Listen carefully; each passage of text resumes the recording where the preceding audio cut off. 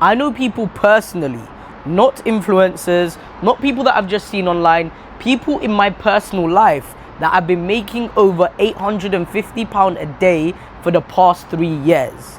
Yes, these people exist. And no, they're not the most technically talented people in the world. Today, I'm going to be telling you exactly how they got there and the fastest route that you could take to get there yourself. Because there is a cheat code and most people don't know it exists. Because the people that do often gatekeep it. Now, the truth is, it is unlikely to be able to obtain that sort of compensation through a permanent role.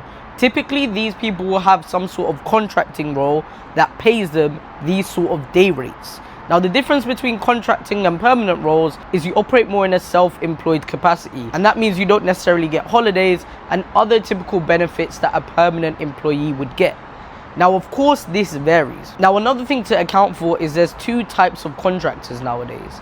Those that are outside IR35 and those that are inside IR35. Now, for those that are inside IR35, it isn't the ideal place to be. You actually get taxed at a similar rate to a full-time employee plus without the benefits. Hence, people offer a higher day rate for inside IR35 to compensate for that. Now, there's two ways to go about getting a contracting role.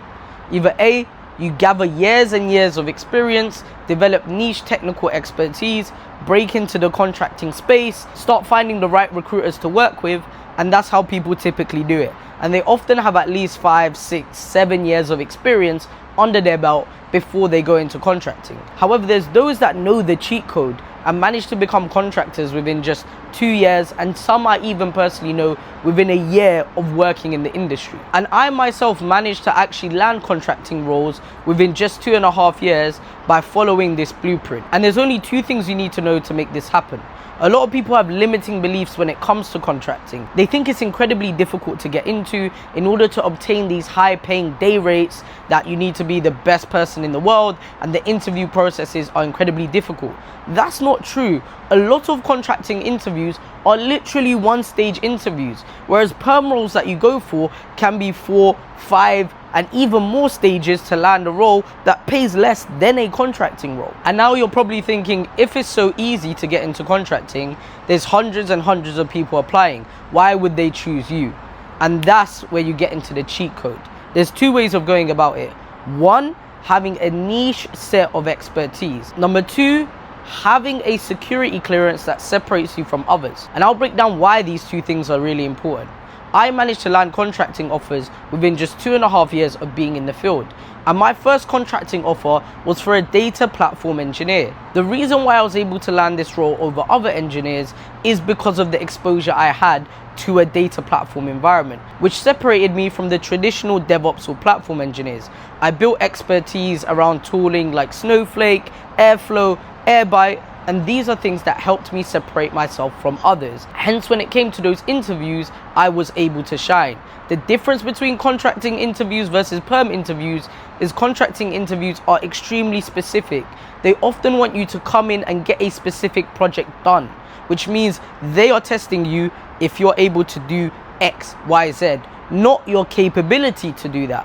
Whereas in a perm role, there's often more wiggle room when you apply for jobs. And my interview was purely focused on how to build infrastructure around Snowflake. Now, the second route, which in fact is the fastest route in my opinion, in which I've seen people manage to land contracting roles within just 12 to 14 months of being in their career, is an SC clearance. The truth is, there's loads of contracting roles in the public sector environment, and they're always going to choose someone that has their SC clearance already versus someone that doesn't.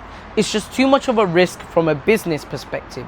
That means if you're someone that has this sort of clearance versus someone else that might have 10 more years of experience and be a much better engineer, they're still going to choose you over them. And that whittles down the competition. You're no longer competing with every engineer within the UK, you're now competing with engineers that have a specific type of clearance. It just doesn't make sense for some companies to hire someone that doesn't have that clearance. It will be a massive risk. They're going to have to pay you a day rate. You won't be able to contribute to any work until you get that security clearance. And there's also a chance that it can fail.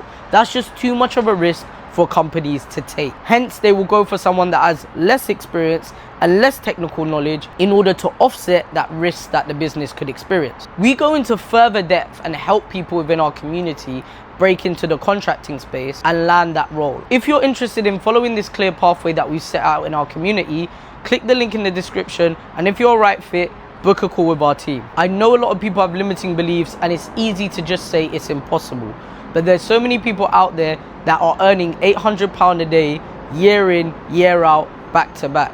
This isn't a fantasy, it's simply some people's reality.